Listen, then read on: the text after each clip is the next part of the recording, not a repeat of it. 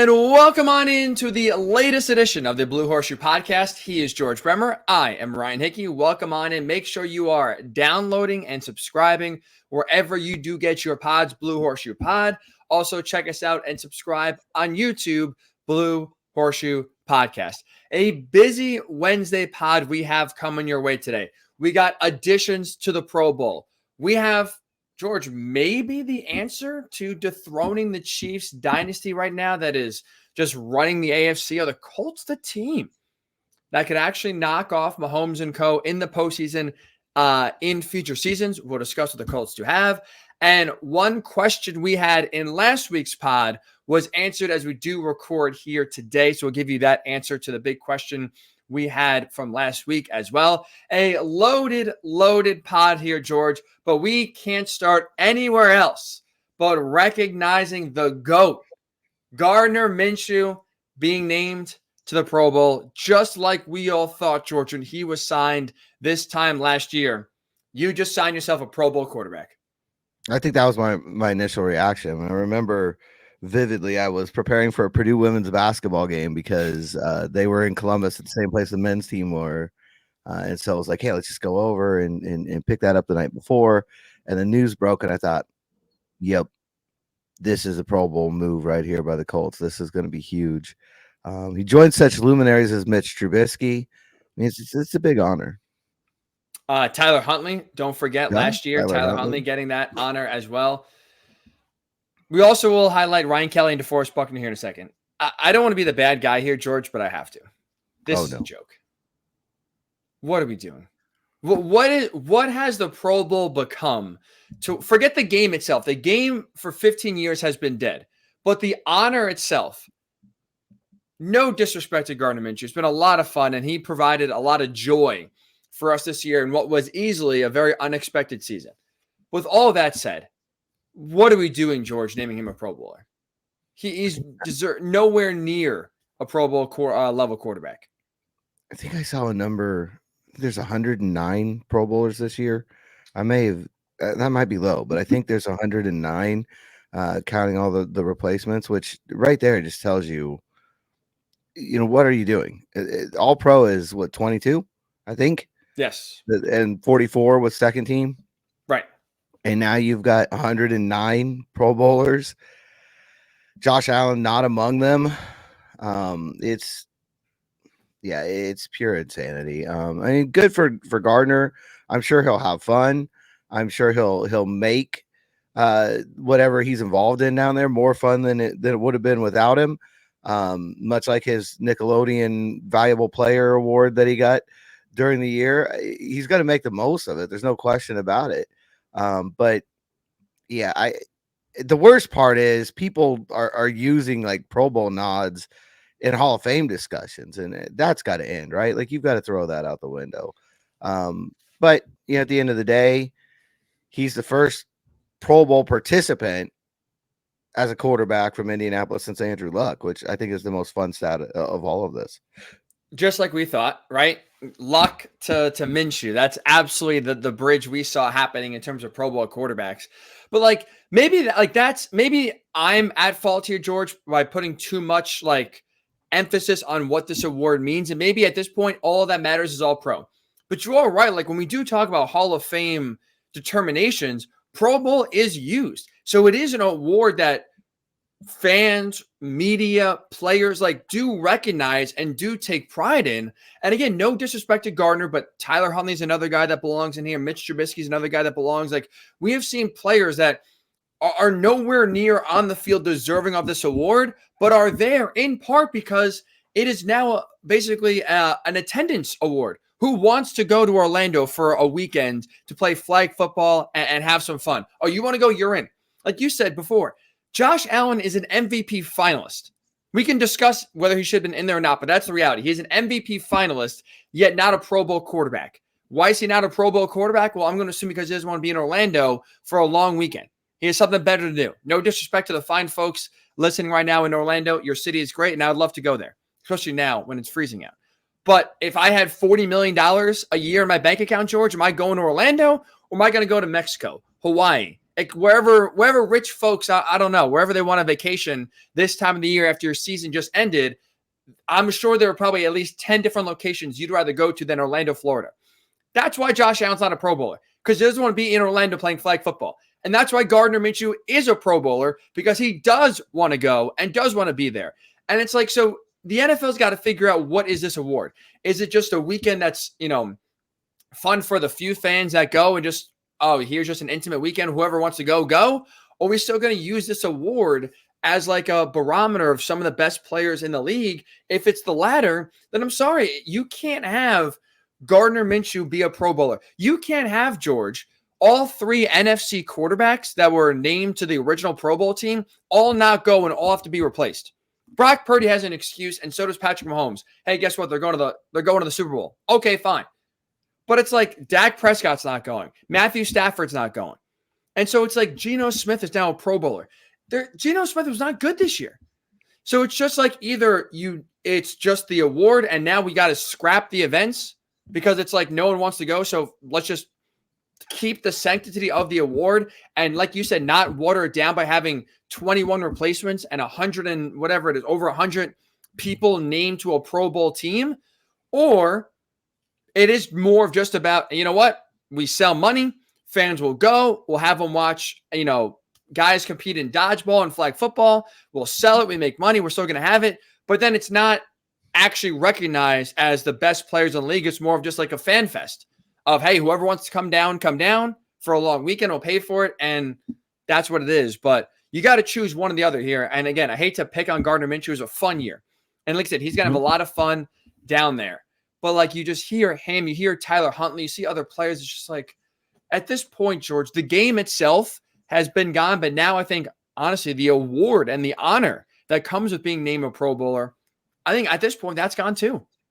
Yeah, I mean, for a long time, it's been the worst All-Star game in pro sports. I mean, that's been probably since it just existed, honestly. It's been the worst All-Star game in professional sports. But like you said, there used to be a little bit more, I don't know, cachet coming with it. It mattered. Part of that was you got a free trip to Hawaii. When that was the case, it was a bigger deal. Right. They've moved it all over, and it's been in Orlando lately, but it was at Super Bowl site for a while. It's been all around. Vegas, I think last year.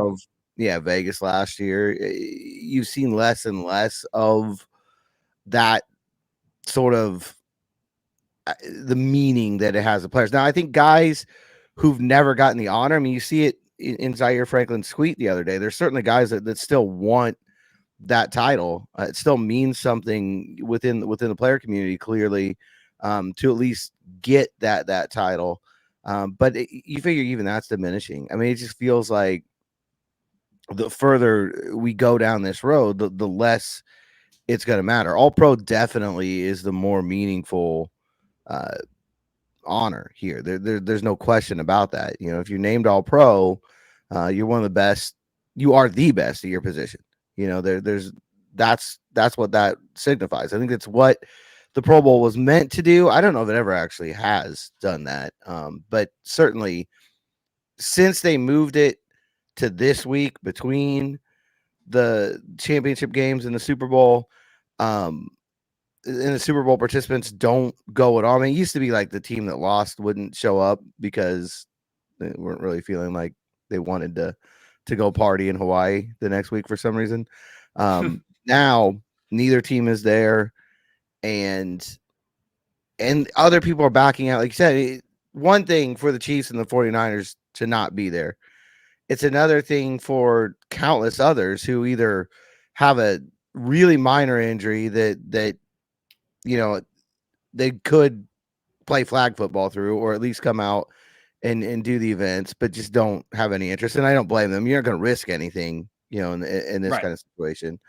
But other people too, like I said, they're perfectly healthy, that everything's going fine. They just are deciding, I'd rather be on vacation somewhere else, or I just don't want the headache. Like I would imagine in Josh Allen's case, part of it is you're still getting over the season ending earlier than you expected to. Lamar Jackson, I'm sure, feeling the same way. You don't want to go and be celebrated. It's one of the things I remember Luck doing after they lost that AFC championship game in New England, he actually went to the Pro Bowl, and there were a lot of people like, "Whoa, this is incredible." But that was his choice, and I think that's rare in this day and age that you're going to have a really disappointing end of the season this late. I mean, the Colts had a disappointing end, but that was like a month ago, when they lost to Houston. So you're not going to see as much of that. I don't know. Is the solution moving the Pro Bowl to Saudi Arabia, selling it off to them, letting them give massive money to Pro Bowlers that show up? I don't know what you're going to do that's going to get these guys to want to show up again. Honestly, I think nothing at this point. It's because like every All-Star game, I would say outside of baseball, has lost its luster because baseball, you can't really half-ass it. You have to, like, there's only one, you only play baseball one speed. So like that's the only one where, at least for me, I still enjoy watching. I think still has as close to like a competitive game as you can. We see it with basketball, we see it with hockey. Like at least the players go because it's middle of the year. So like, what else are you gonna do? But football, I don't think there's anything you can do. The game now, especially being flag football, I think is even less appealing for players to go. And again, it's like with all the money you have, you can spend your off season, and maybe these are these are the few weeks you have before you start really an uptick in training again. And I just think right now the allure of going anywhere but Orlando is too strong for a lot of players. They say, I got the nod anyway. Like, if you're Dak Prescott, you're a Pro Bowler whether you're there or not. So now it's just, do I want to play flag football and dodgeball, or do I want to be on a beach sipping Mai Tais in Mexico? Tough one, George. Tough decision there to make for sure. So, but at this point, rough. Yeah, I know. I would love that decision, between a rock and a hard place there. Sheesh. In Gardner's defense, there's a chance that his plans were always to go play flag football in Orlando, and now he's just going to do it as an NFL All-Star. Right, would have been like a men's under 40 league, and all of a sudden now he's, throwing to some NFL receivers instead of like guys like me and you trying to live the glory days still. So good for Gardner. One last thing here, so I do want to mention the other Pro Bowl alternates in a second here, but just to put a bow on the Gardner conversation. Outside of Minshew, the happiest person that Gardner was named a Pro Bowler is his agent. Now, all of a sudden, that price, whether you want to call it real or not, that price is only going up after you get that Pro Bowl nod or those Pro Bowl stars next to your name. Does this at all impact his future in terms of, like, do you think now it's even less likely he's back as a Colt in 2024 now that he's been named a Pro Bowler? I think making the playoffs would have been a bigger deal. I think had he won that last season game and put that drive together and finished in the end zone, they would have had a case to say, look what he did. You can go to Pittsburgh or go to Denver or whoever's going to have an opening, Washington, and say, look, well, not Washington. They're picking high enough in the draft. New England, maybe. Possibly New England, depending on how things shake out up there, at the top of the draft. But you could go to one of these quarterback needy teams and say, look, this guy took him to the playoffs. You could go to, and they probably will go to some of the teams that are going to draft somebody this year and say, you give him a bar, do what the Colts did, give him a bar to clear and have that insurance policy in your back pocket. I do think one thing about Gardner is he is a guy I think who will truly enjoy this. We talk about some of the players that don't really care or aren't really interested in this honor. I think Gardner will soak in every minute of this, all the crazy practices, all the other events that you're talking about, dodgeball, all the other things that they do, as part of this week. He will live it up. He will, because I think that's what has marked his NFL career so far. He's one of those guys that really just loves the game. And he was at training camp. He was one of the happiest guys on the field because he's out there playing football. And I think those are the guys, to the extent that the Pro Bowl has worth, those are the guys you want there. The ones that are going to come out and say, you know what, I'm going to appreciate every minute of this. Zaire Franklin would have been one of those guys too, but we'll get into that later. You're right. He will absolutely make the most of it. I don't know. I forget what else they play. Is it? I don't know. I got to look at the tug of war part of it this year. I think I read somewhere okay. There's a bunch. So it's like really like you're like back on like middle school recess, which that is, I think, right up Gardner's alley. You're right. He's gonna love that. He's gonna 100%. Hopefully doesn't hurt himself, but that's a guy that if you say someone got hurt at tug of war because they're pulling too hard, I would say Gardner would be on the short list of names you would list. But I got, as stupid as it sounds, and we just crapped on the Pro Bowl for the first 10 minutes in the honor of it, I do think like this makes it more likely that he's gone. Because now, like look how many dumb teams there are that be like, hey, look, we got a Pro Bowl quarterback. You know, even if it's like for the Steelers, for example, they have Kenny Pickett and they're going to bring in competition. Hey, we're bringing in a Pro Bowl quarterback. Like, I think now, like, it's a little bit easier for a head coach, a GM, and owner to sell to the fan base. Hey, we're bringing in a Pro Bowler for a year or two. He's going to compete with the starter. He's going to, we're going to make our quarterback room better. I think honestly, it now is a little bit more appealing, and I think more likely he's gone because of those two words next to his name, Pro Bowler, versus if they were not there. I think either way he's gone. I think there's enough teams that just bare minimum want to bring in some competition. That his services for what he did this year would be wanted and needed. But now I think with how kind of the NFL works and like trying to win the offseason, George, I feel like now that you say Gardner Minshew, Pro Bowl quarterback, I think that makes it more likely he's gone. I think it's definitely easier to sell to your owner. You know, if you're in one of these situations where you're trying to figure out what you're going to do, you don't have a high pick and you're not in the sweepstakes for whoever might become available, Russell Wilson, anybody like that, whatever, how those situations shake out. I think it's a lot easier to go into your owner's office now and say, I'm looking at a Pro Bowl quarterback than because a lot of those guys don't have a clue about football. And they'll just look at that and go, oh, he had a winning record with Indianapolis and, he's a Pro Bowler. I think it's a heck of a lot easier to sell that now than it would have been before. As far as him not coming back here, I think Chris Ballard hinted at that big time. And we didn't really touch on it, our post press conference pod because there were a lot of other really pressing issues. But, he mentioned when somebody said relatively early on in that session, that, hey, it's a quieter off season. You don't have a head coach. You don't have a quarterback search that you have to deal with. And he brought up, but backup quarterback is a really important role too. And we've got to figure out what we're going to do there. And I don't think you say that if you're thinking that you're just going to re-sign Gardner. So I think they want to. I mean, I think that it's something that if everything fell through, they would be more than happy to bring him back. But I think even the Colts are approaching it the way you are, that there's somebody out there is going to, at the very least, give him a better chance to start than he would have here in 2024. And give him more money. You're not going to give a backup quarterback, even with Anthony Richardson on a rookie deal, $10 million, $15 million, $20 million. You're not giving him that kind of money to hopefully this upcoming year not play, and we see AR on the field healthy. So I'm with you. I think he's all but gone now. So Gardner goes to the Pro Bowl, but also two other Colts named as alternates, Ryan Kelly, DeForest Buckner. Really happy for both because, again, we talk about the award and the honor itself being watered down, but two guys that had tremendous seasons. In the case of Ryan Kelly, a bounce-back season after a horrific 2022. And I'm glad at least they're getting the recognition, George, for what were true outstanding years. I would argue DeForest Buckner should have been a Pro Bowler even, before being an alternate, before this point. But better late than never. He absolutely now deserves that recognition, especially when he played a third of the season without his running mate and your guy, Grover Stewart. Yeah, I mean, he really carried an even heavier load than usual this year. And we said, you can go all the way back to the spring. We said Ryan Kelly having a bounce back year was one of the most important elements of this offensive line, that they weren't going to be able to get things back on track if they didn't have their center playing at a really high level. And he did. Everything he's been through the last couple of years, off the field, on the field, injuries.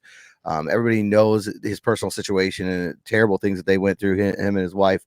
For him to bounce back this year and play at the level that he did, I think was one of the biggest elements in turning around that offensive line and in turn allowing Shane Steichen to kind of set the foundation that he wanted to set here in his first season as a head coach. If that offensive line's not playing well, you're not going to be able to accomplish a lot of the things that Shane Steichen wanted to and was able to accomplish this year. So I also think I'm happy for both of them because it's one of the few times they can go out there on the football field and not be in a car crash every snap the way they normally are. We talk about these two guys in the trenches. I think they need to either throw a pass to Buckner or get him a carry, right? I mean, get him out there in the open field, see what he can do. But both of them, I think Buckner in particular should have got some all pro consideration. The guys ahead of him are extremely good. So I get it. I'm not saying that that was like a major travesty or anything, but I just don't think he gets enough credit around the league. I feel like he's a guy that if the Colts were consistently making deep playoff runs, they were in a situation like Buffalo or Cincinnati where they're in the playoffs every year and they're making deep runs. I think he would be a much bigger name than he is right now. He's been invaluable to this franchise. It's not just on the field, everything he does in the locker room.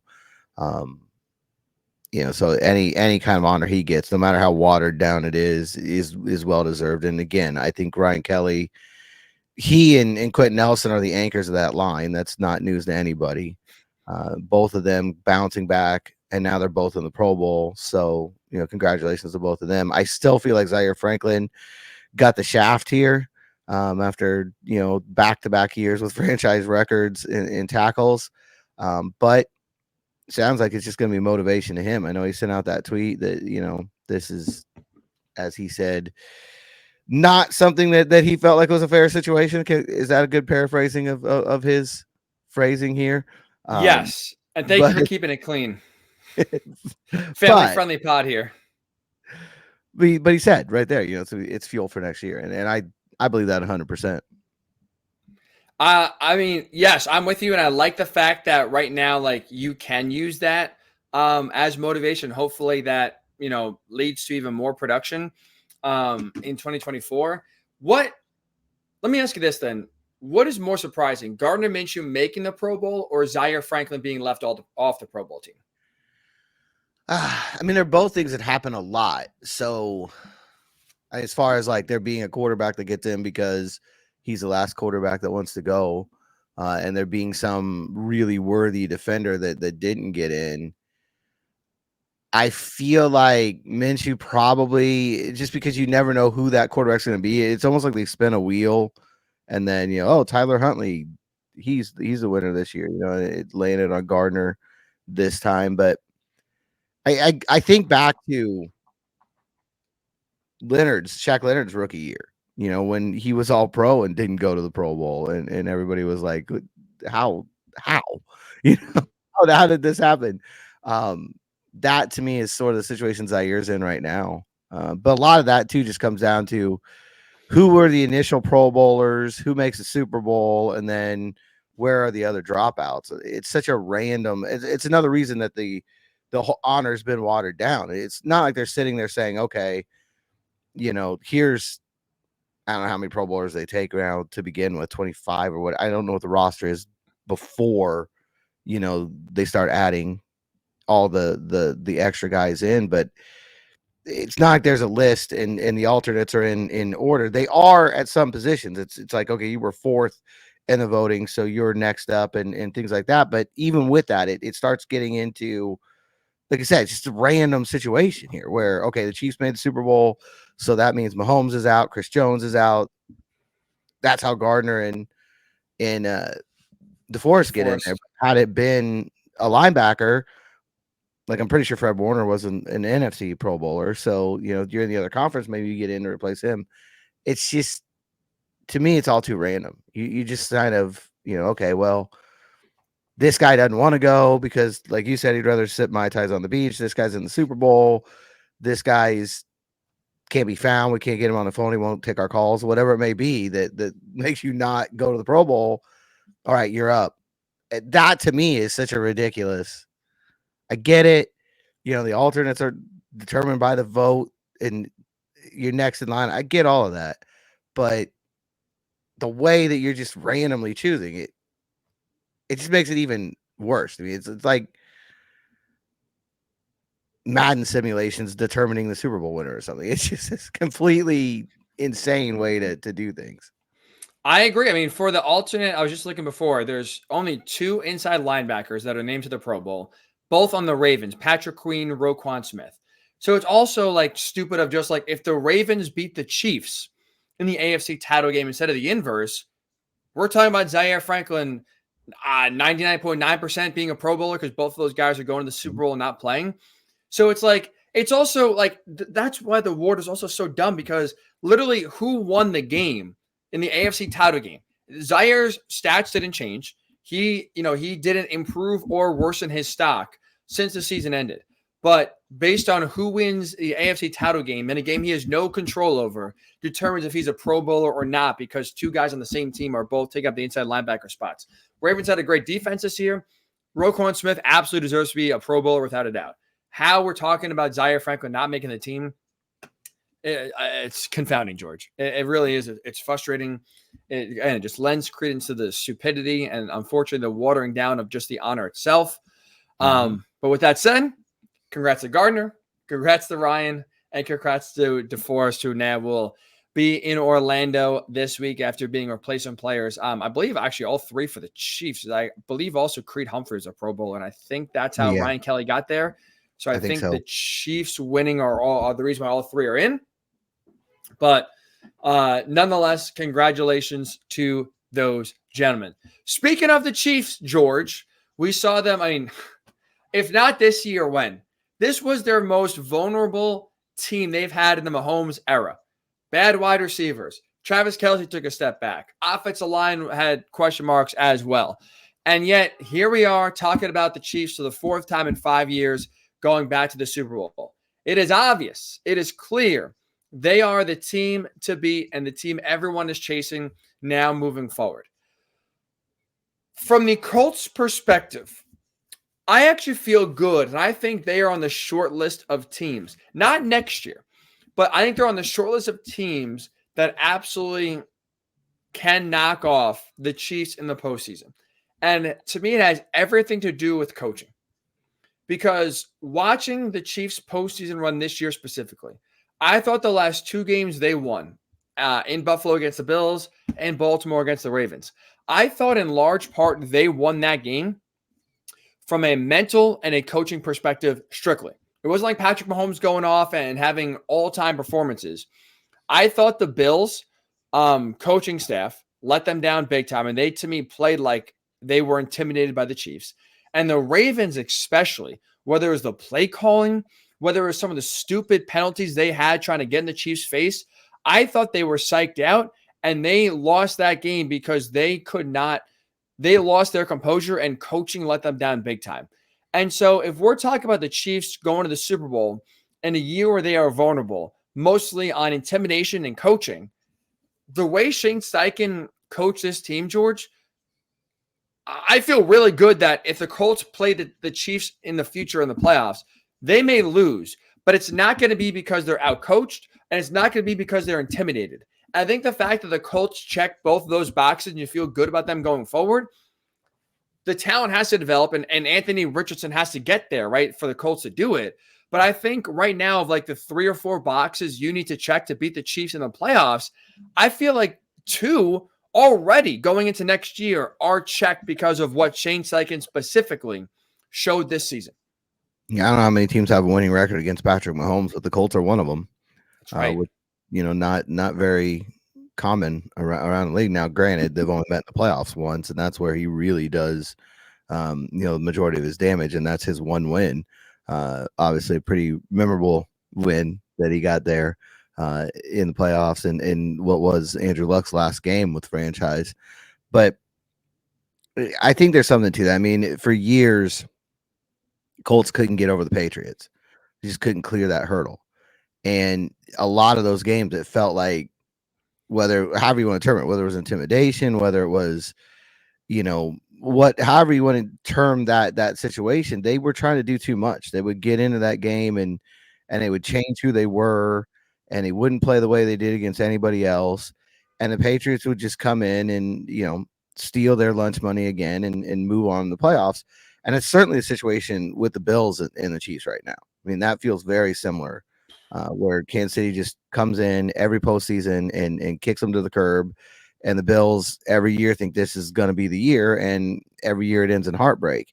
And we eventually saw the Colts turn that around, at the end there. And I think the Ravens thought they were going to have that situation because they were at home.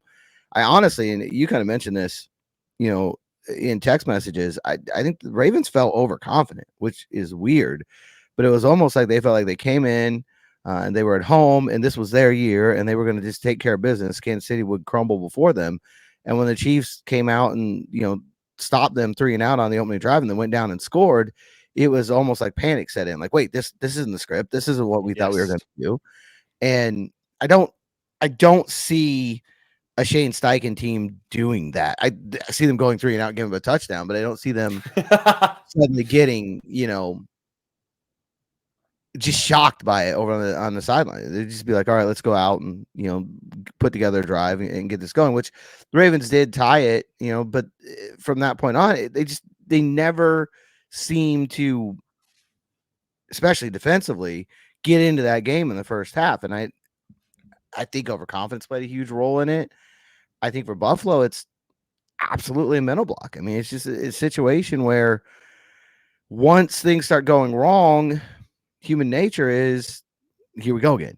Oh no, this is going to end poorly again, just like it did last year, just like it did, the year before. And those are really, you see that across professional sports, those are really hard ruts to get out of because you just can't find your way to, you almost have to play a perfect game against that team to finally get it off your back or have some historic comeback as the Colts did.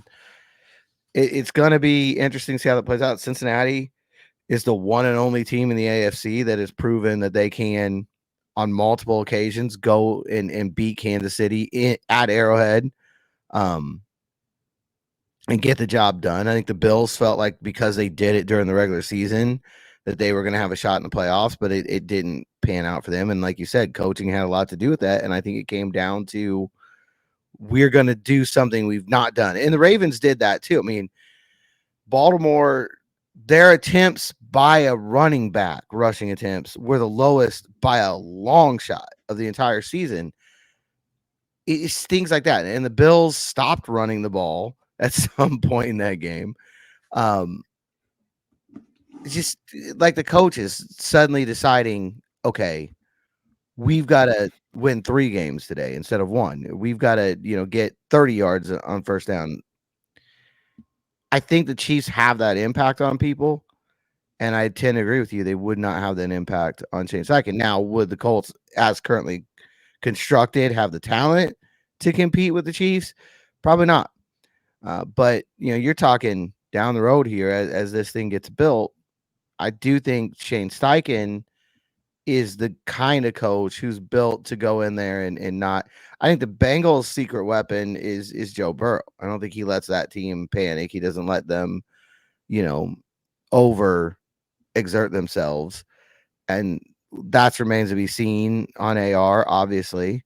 But Steichen's got that in him. I can't see him allowing the week to become bigger than it already is. And that's the key. You're in the postseason, there's already enough pressure. There's already enough at stake. You don't add to that. And I feel like both Baltimore and Buffalo did. 100%. 100%. Like you said, I'm glad you brought up Burrow because Burrow has that like quiet confidence that permeates to the rest of the team. Like he's the culture setter himself, not Zach Taylor. I think this year, Shane Steichen is the culture setter for the Colts. So obviously, hopefully AR develops, and we're talking about in 2 or 3 years, he can match Mahomes in a playoff game and the Colts can win. But I think that confidence starts in the head coach. I think Shane would, he has that where there's no panic. Like you said, I'm 100% with you. The Ravens panicked. They were down 17-7 in the second quarter, George. You would have thought the game was 117-7.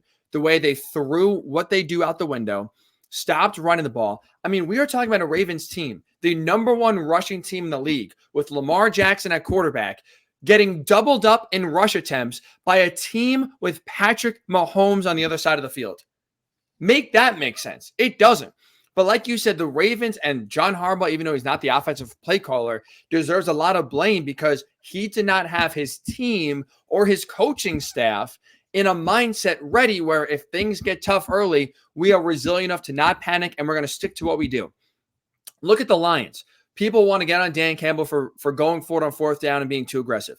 You know why I agree with Dan Campbell and going forward on 4th down, George? Because he stuck to what he is. The Lions are an aggressive football team. They weren't forward on 4th down more than any team in the league this year. And all of a sudden, Dan Campbell in the NFC title game didn't get away from what got them to that point. He said, we've been aggressive all year, so we're going to go for it, and we're going to go for the kill shot. It didn't work out. I don't think the Lions lost because of that. I just think the 49ers in the second half are going to make that comeback anyway. But if you convert even one of those fourth downs, maybe we're talking about a different game.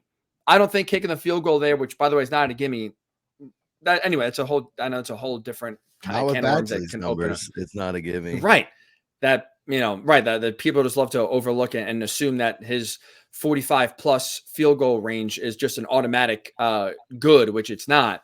But it's like Dan Campbell, love him or hate him, in the NFC title game, stuck to his guns and kept the identity the same. That is what great teams do. The Chiefs stick to who they are. And the biggest games, I think that's why you see teams like the Bills loaded with talent, Ravens in this case loaded with talent. That's why they can't come through, because they don't have the mental fortitude to, when things get rough, like remember what got you to the dance and have the gumption to stick with what you know how to do, not get away from it too early. And that's why I feel good about the Colts, because we've seen, like, all season long, George, they've been down. You get down 13-0 to the Steelers in what we both dubbed a playoff game at home, the biggest game of the Steichen era to that point.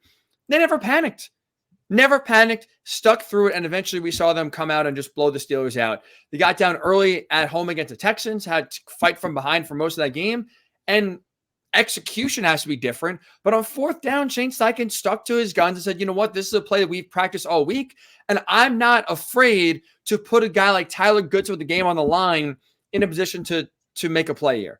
Again, I think that someone who does not coach scared, who instills confidence in the rest of the team, that's what you need from a coaching and play calling perspective to beat the Chiefs. And that's where I feel really good about the Colts going forward. The talent obviously needs to get better and develop. That's a whole different discussion, right? We're not sitting here telling you next year the Colts are going to beat the Chiefs in the playoffs. Absolutely not.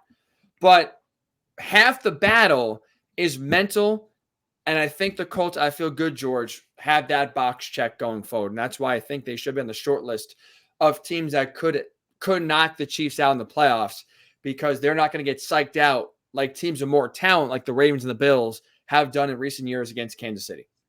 You got to give the Super Bowl teams credit, too, for making the two biggest plays of those games. And I think it comes down to what you're talking about, preparation and not letting the moment be too big for you. I mean, the Chiefs, you knock that ball out at the goal line when the Ravens finally get something together. They have some momentum. They get a touchdown there, and it's 17-14. The whole end of the fourth quarter plays out completely differently than it did, in real time. That play, I thought, for Kansas City really sealed their win.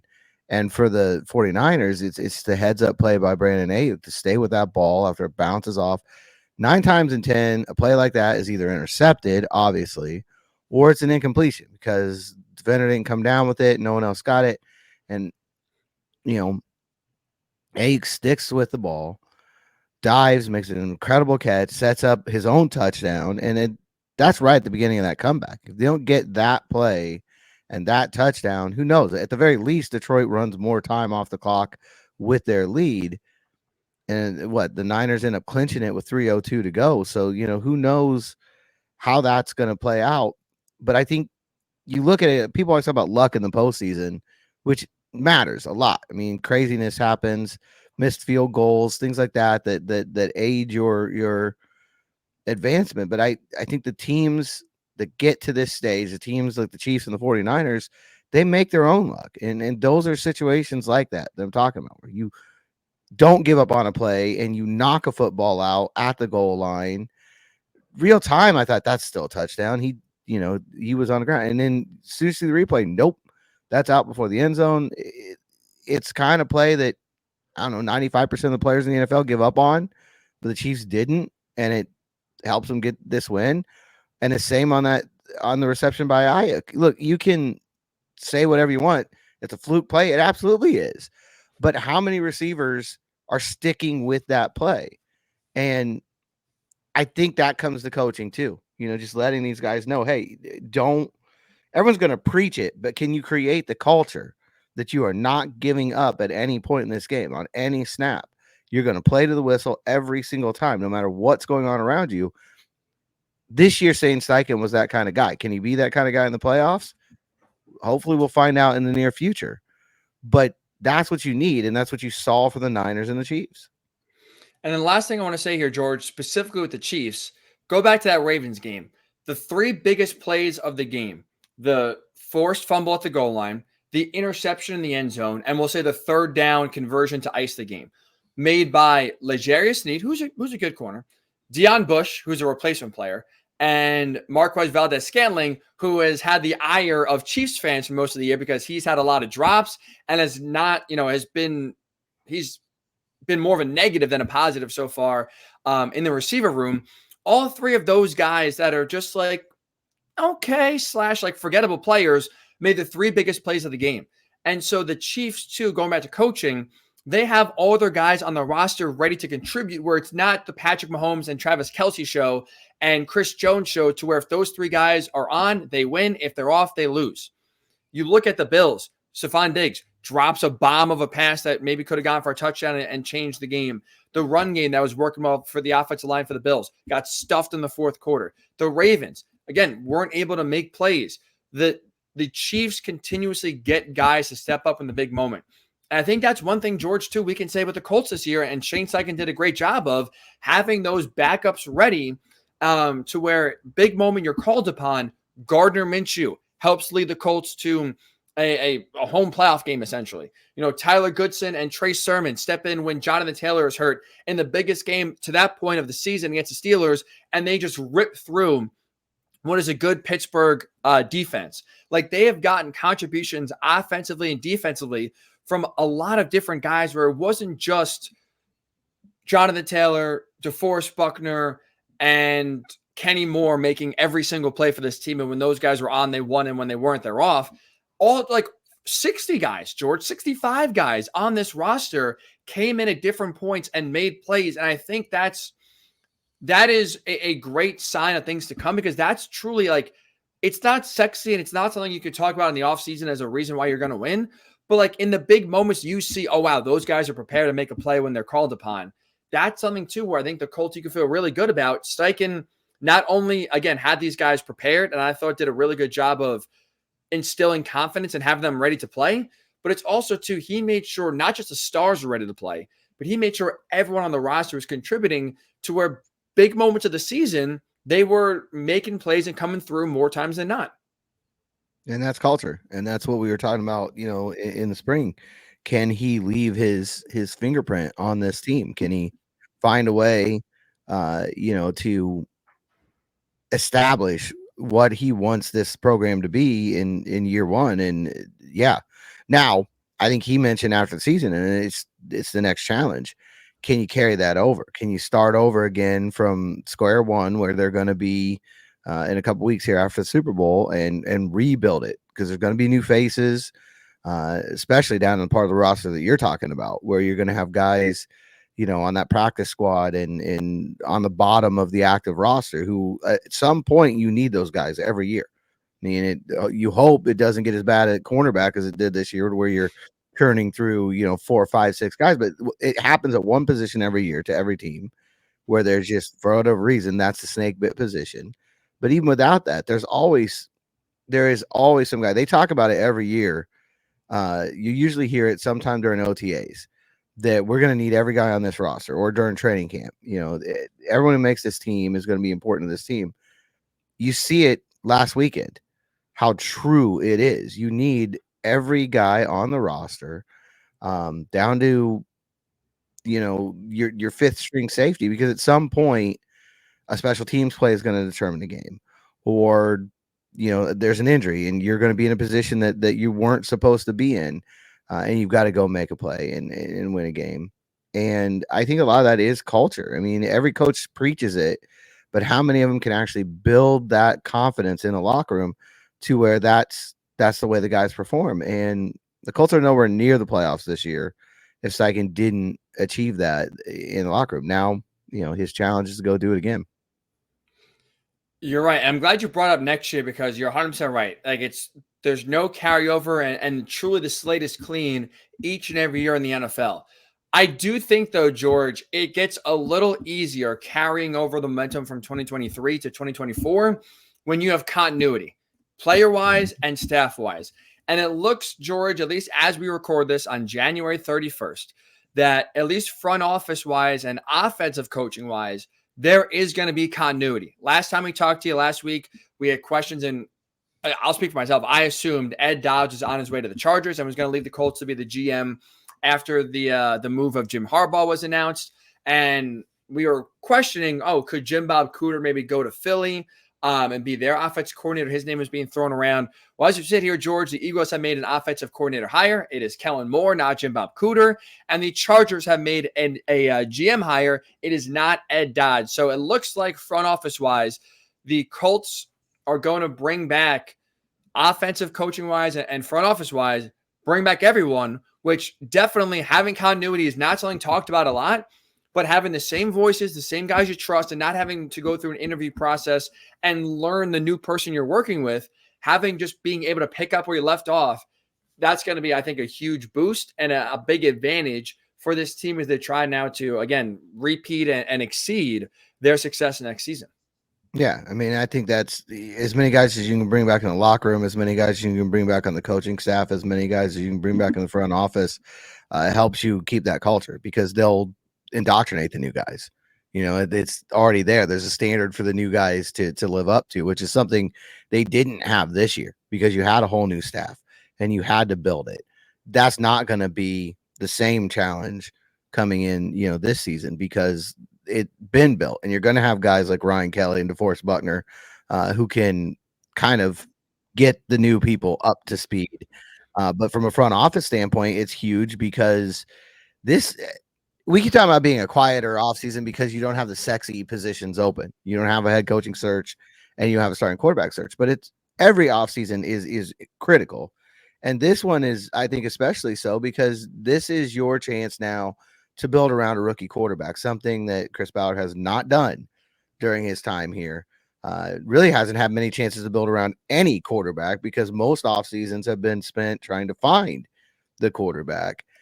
Really the first time since 2019 off season that they knew who the quarterback was or thought they did going in, and you could build that roster with the idea of, okay, what offensively do we need to get the best out of Anthony Richardson? That's not been a question that they could legitimately ask the last 4 or 5 years. What defensively, going into your third year with Gus Bradley, what do you need there? Now they've had that before because they've been able to work around. Matt Eberflus was a 4-year coordinator here. So that part's less foreign to them.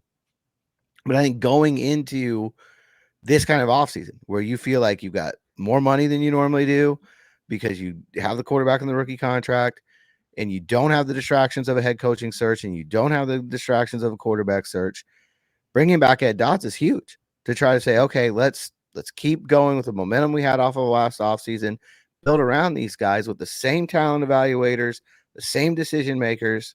I think that's low-key a really big thing for this team. So last year, the theme of the pod last offseason was get rid of the circus, right? The circus has got to leave town. And that started obviously with the head coaching search. And I think safe to say, looking back, George, the Colts accomplished that theme for the offseason. Then in season, our theme was manage expectations. And the Colts exceeded those expectations, but I think they also did a good job of managing them where it wasn't outlandish or we weren't talking about unrealistic goals for 2023. I think now the theme for 2024, George, going into it, continuity. And so far, they're living up to it. Ed Dodds, like 99% is back, barring unforeseen. Well, I guess is the Patriots, right? We were talking about before. Is the Patriots really the only, I think, position off the top of my head that is still open that is looking for a GM, but everything else is locked up? So, and there's speculation they may not fill it. There's speculation that they're going to go with the amoeba approach. Oh God, yeah. Have a head coach be the GM. Worked for the last few years. I hope it does. I hope it. You know what? I hope they run with it. I hope it does. I hope the last few years continues for the Patriots going forward here. Swings and misses in the draft, swings and misses in free agency. I think they are due for a downtime. That's for sure. So 99%, let's say Ed Dodds is back. Jim Bob Cooter, same thing, seems all but back as well. And obviously, too, you look at the player-wise, we talked about in previous pods, a lot of free agent money should be spent on keeping a lot of guys here, a lot of key free agents for this team. So if continuity, George, is a theme of the pod and the Colts live up to it, we should be talking about relatively, right? Because it can't be obviously exact, relatively the same team in 2023 going to 2024 with the addition now of your first round pick at quarterback. I think that's very exciting. But it's also, I think, a good key to build off of what you did last year, where even if like let's just say even if Jim Bob Cooter left, well, Shane Steichen's right, the play caller. So the playbook and the terminology is not changing, but the voice in your ear is changing. And maybe the style of coaching is changing. And so just to have, that's still something you have to learn that takes away from improving mechanics and just focusing on getting better. Now with everything being the same, you can truly just pick up where you left off. And now it's all about improvement, tinkering with what didn't work, and expanding on what did work. It's for this team with where they are, continuity is the best thing to happen to them. And so far, George, that is coming to fruition, which is huge. Yeah, I mean, offense should be fairly well intact. Certainly coaching staff wise is huge with Anthony Richardson. No new voices in his helmet. We talked about that. No major philosophical shifts. It should be pretty much the same offense he learned this year on the sideline is the one that he's going to run, when he gets out there on the field, which is critical for a guy in year two. The only changes we do know that are coming, Mike Mitchell is the assistant defensive backs coach will not be back. That one I think is pretty self-explanatory. I think people kind of understand where that one came from. And then Nate Ollie as a defensive line coach, which I think caught a lot of people off guard because of the record that they set for this year. And the defensive line's been probably one of the, if not the best unit on the defense the last couple of years. So it was probably a little bit of a shock. But even there, you can argue that there's some continuity going on because Nate Ollie was the one guy on this staff that hadn't been with Gus Bradley before, that hadn't worked well. Mike Mitchell and Cato June as the assistants. But you talk about the defense, defense back coach Ron Miles has been with Bradley at multiple stops. Linebackers coach Richard Smith been with Bradley at multiple stops. Defensive line coach was the one position that they had to fill, and it was a big one from the outside. And they got Nate Ollie, who'd worked with Robert Saleh, which is a cousin to this scheme. It's part of that tree. So it made sense. But now my guess would be that the new defensive line coach, whenever that's announced, they haven't even officially announced that Ollie's not coming back, but it's been confirmed by multiple sources. Whenever they announce who that new defensive line coach is going to be, there's a better chance somebody that does have that history with Gus Bradley. So it could be all about, streamlining that defense even more to what his vision is, because they may feel like, the defensive line hasn't been completely, I don't know, I'm not in there every day, obviously in the meeting rooms and understanding what's going on. But my guess is that they feel like that area wasn't maybe necessarily as in tune with the other two, because again, it wasn't a coach. Not that Nate Ollie did a bad job. He obviously didn't. He was doing a good job, but does he have the same kind of, sort of connection mentally in game with Gus Bradley that Richard Smith and Ron Miles does? I doubt it, because they were new. It was a new partnership.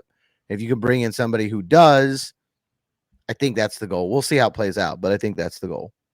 And I'm going to assume here, maybe I get burned by this, I'm going to assume you're not letting go of Nate Ollie if you don't have a replacement in mind, and if you don't at least feel very confident you can bare minimum hire someone with maybe closer philosophy that can get bare minimum the same production from this unit next year, if not exceed that.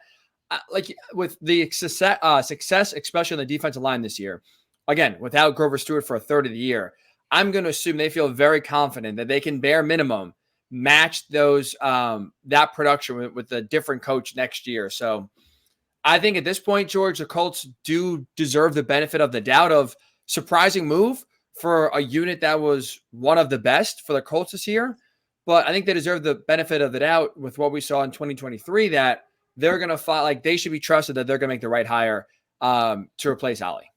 And I think it puts, there's already pressure on Gus Bradley coming in this year anyway, because they've got to 28th in scoring in back-to-back years. They've got to improve.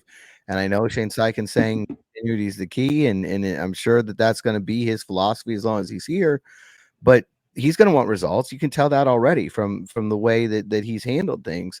So there's already pressure to get this defense better. It was a young group this year. They knew, as Chris Ballard said, that there were a couple areas that they were going to have to kind of take their growing pains in. That's not going to be the situation going into next year. They're going to be these guys have all been through this at least once. It's going to be a more experienced group just because they played a year. But now, on top of that, if you make a change at defensive line coach, as you did, and if that production does dip, it's something that's going to be a close eye on. There's no question. I totally agree. They deserve the benefit of the doubt, and we'll see how it plays out. But it's going to be something rightfully that's watched really closely, because I guarantee players are going to be watching it. I guarantee you they're going to want to see what the new guy, what his style is. And, the offensive line, you could tell as early as the spring that they were taking to Tony Sperano Jr. immediately, and that the connection was there right away. And they're going to need that again with this defensive line coach hire. And if it doesn't work, it's something that I think is going to be held against Gus Bradley in particular. So, I don't think it's a risky move. I think it's something he's doing. Like you said, he wouldn't do it if he didn't have an idea of who he wants to bring in and how that's going to work out. But I definitely think it's one of those things that this time next year, when you're evaluating his performance, the defense's performance in general, that's going to come up as a big part of it. Absolutely. And you saw just with the Eagles this year, like they brought a lot of players back. The coordinators changed. Now, they didn't fire anyone, right? Both left to get head coaching jobs. But even though the players were the same, you saw them not buy into the coaching staff, and that season tanked at the end. I'm with you that the players, with the success they had last year, they'll let you know very quickly if they're buying into their new D-line coach, if they're buying what he's selling, or like you said, if it flops and this D-line takes a step back and the defense continues to struggle, that could be the end of the road for Gus Bradley, and this could be a move that ultimately starts his demise in Indy. But like I said, right now, I do think he deserves, and the Colts right now deserve the benefit of the doubt that they'll replace Nate Ollie with a better fit and match or exceed results and production from last year in 2024. That'll do it for this edition of the Blue Horseshoe Pod. Appreciate you listening. Make sure, again, you subscribe wherever you do get your podcasts, Blue Horseshoe Pod. And on YouTube, check us out, video form, Blue Horseshoe Pod. We'll be back next week. Super Bowl preview. Let's talk some food as well. See what's on George Bremer's plate. A lot to do, and we'll also keep you updated on obviously everything going on in Colts land as well. Have a great rest of your week. We'll talk to you next week right here on the Blue Horseshoe